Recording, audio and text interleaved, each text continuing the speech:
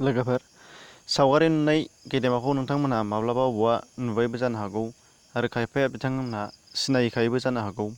दा अब्लाबो जायफोर बिथांमोनहा मिथिया बिथांमोनहा नैबे भिडिअनि गेजेरजों बिथां गेदेमाया सोर बिनि सोमोन्दै डिटेल्स मिथिनो हानाय जागोन। बिथां गेदेमाया रावबो नङा, जोंनिनो बर' गेदेमा। आरो जायफोर नोंथांमोनहा मिथिखायो बिथांमोनहा जुदि नायनो गोसो दंब्ला नायजोबनो हागोन आरो नायजोबनायनि थाखाय नोंथांखौ साबायखर बावनाय थाबाय।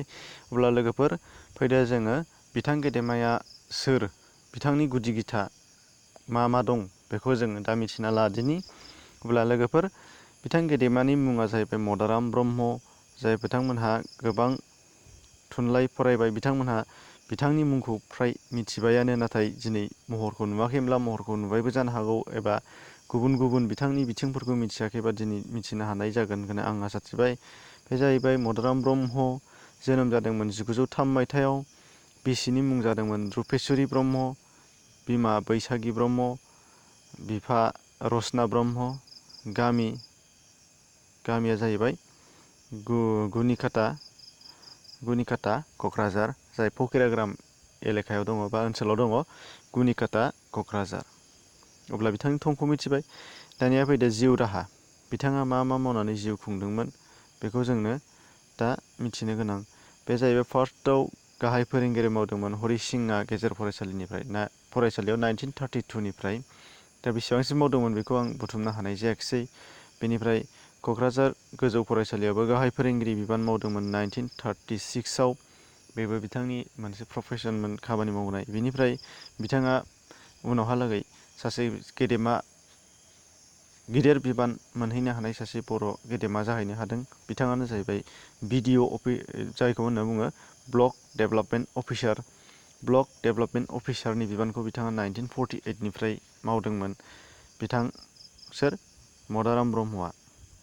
दानिया फैदो नेक्स्टआव समाजारि हाबा। समाजनि थाखाय बिथाङा मा मावदोंमोन बेखौ नोंथांमोनहा जों मिथिनो नांगोन। बे जाहैबाय जेब्लाना 1929 आव इंलेन्डनिफ्राय साइमन कमिसन फैदोंमोन। बे साइमन कमिसना भारताव खुंथाइनि सायाव जानाखि बिजिरनो फैदोंमोन, भारतनि सुबुंफोरनि सायाव जानाखि मोजां गाज्रि खौरां लानो फैदोंमोन, बे समाव साइमन कमिसननो बर'फोरनि जानानै बिथाङा आसामनिफ्राय 1929 नि 4 जानुवारि खालियाव गोसोखां बिलाइ मोनसे गथायदोंमोन। बिथाङानो गोबां बर' गेदेमाफोरजों सासे, गावबो साइमन कमिसनजों गावनो थोंजोङै गथायदोंमन गोसोखां बिलाइ, मेम'रेन्डाम। बेनिफ्राय ट्राइबेल लीगनि सोद्रोमा जादोंमोन 1938।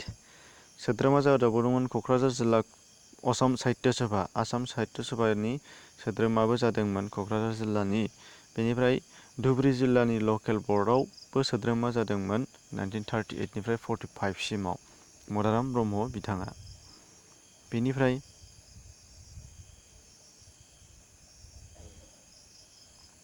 बाहाय दङ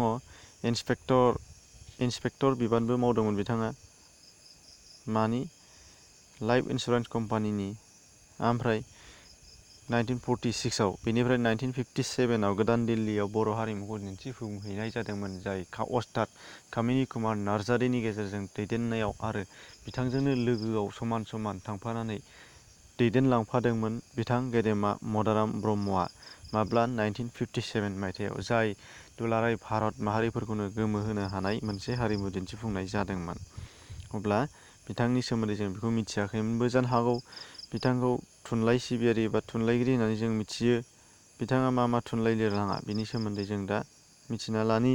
बे जाहैबाय खन्थाइ मेथाइ 1923 आव, जायखौ रुपनाथ ब्रह्मजों लोगोसे बिथाङा सुजुदोंमोन। गिबिसिन नङा, नैथि खन्थाइ बिजाब बर'फोरनि। गिबिसिना जाहैबाय 1919 आव दिहुनदोंमोन बाथौनाम बैखागुनि गिदु, बे आलादा। नाथाय नैबे बिथांनिया खन्थाइ मेथाइ, बिथांमोन सानैजों सुजुदों, रुपनाथ ब्रह्म आरो मदाराम ब्रह्मजों। बेनिफ्राय बर'नि गुदि सिबसा आरो आरज 1926 आव बिथाङा गावनि खन्थाइ बिजाबखौ दिहुनदों। फांसेयाव बिबार बारनै, बे जाहैबाय सुंद' सल' बिजाबमोन। रुपेस्वरि 1988, बे जाहैबाय गोबां रायथाइ खन्थाइफोरनि जथायनाय मोनसे बिजाब। बेनिफ्राय दंबावो रायमालि डिमापुर नोगोर बायनाय सदां बैरागि। बे गासै रायमालि डिमापुर नोगोर बायनाय सदां बैरागि, बिसोर थुनफावथाय बिजाबफोर। बेनिफ्राय नोंथांमोना नुबावगोन ओरैजाय मान बान्था मा मान बान्था मोना। मान बान्थानि थाखायनो बिथांखौ जों गोसोखांबाय थानांगोन। हाबा मावनायफोरनि थाखाय जों गोसोखांबाय थानांगोन। बिथाङा थुनलाइ सिबिनायनि थाखाय आसाम सरकारनिफ्राय 3,000 रां बान्था मोनखांबाय होनदों। बेनिफ्राय 1979 आव मोनदोंमोन बेखौ। बेनिफ्राय मान बिलाइ मोनदों क'क्राझार जिल्ला बर' थुनलाइ आफादनिफ्राय 1981 आव। मान बान्था मोनदों बर' रेबग्रा जथुम अर्थात बर' राइटार्स एकाडेमिनि जथुमनिफ्राय 1989 मायथाइयाव बान्था मोनदों। आरो दंबावो बिथांनि गेदेमानि बान्था थुनलाइयारि पेन्सन मोनदों आसाम सरकारनिफ्राय लिटारेरि पेन्सन 1985 निफ्राय।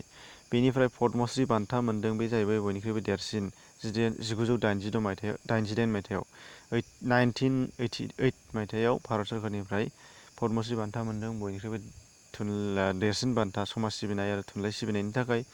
बिथाङानो बर'फोरनि गेजेराव गिबिसिन फार्स्ट पद्मश्री बान्था मोनगिरि। बिथांखौ जों जेब्लाबो गोसोखांनांगोन। बेनिफ्राय बिथां गेदेमाया जोंनियाव एसेबांनाखि बिहोमा होलांनायनि गेजेराव बोराय अबस्थायाव 1990 मायथाइयाव 6 सेप्तेम्बर खालि जोंनि गेजेरनिफ्राय गोमालांबाय। नाथाय आं बेखौ आसा खालामदों बिथांनि गोमालांनाया, बिथांनि जिउमाया गोमालाङाखै, बिथांनि देहा मोदोमाल' गोमालांदों, नाथाय बिथांनि जिउमा एबा जानाखि मुं बे जोंनि गेजेराव गोमोरलाङाखै आरो बेखौ आं गोमोरलांनोबो मोना होननानै बा खोमोरलांनोबो जों मोननाय नङा होननानै जों आसा थिबाय। अब्ला लोगोफोर, नोंथांमोनहा बिथां गेदेमानि सोमोन्दै फोरमायनायाव माबायदि मोनखो? गोरोन्थि जादोंबा कमेन्ट्सआव जा मिथियो नोंथांमोनहा फोरमायनानै दोनहर। आरो नोंथांमोना भिडिअनि सायाव मोजां मोनदोंबा लाइक खालामनो हो। नोंथाङा चेनेलाव गोदानबा साबस्क्राइब खालामनानै लानो हागोन। आरो नोंथांखौ आं बुंदों, नोंथाङा बेबायदि भिडिअ नायनोबा इन स्क्रिनाव जाखांफैगोन गुबुन गुबुन भिडिअ, बेखौ नुनो मोनगोन। डिसक्रिपसननि गेजेराव सिङाव हाबनानै नोंथाङा गुबुन गुबुन भिडिअनि लिंक दङ, बाहाय हाबनानै नोंथाङा गोसो जादोंबा बेखौ नायनो हानाय जागोन। अब्ला लोगोफोर एसेनोसै, गोजोन्थों, गुड बाय।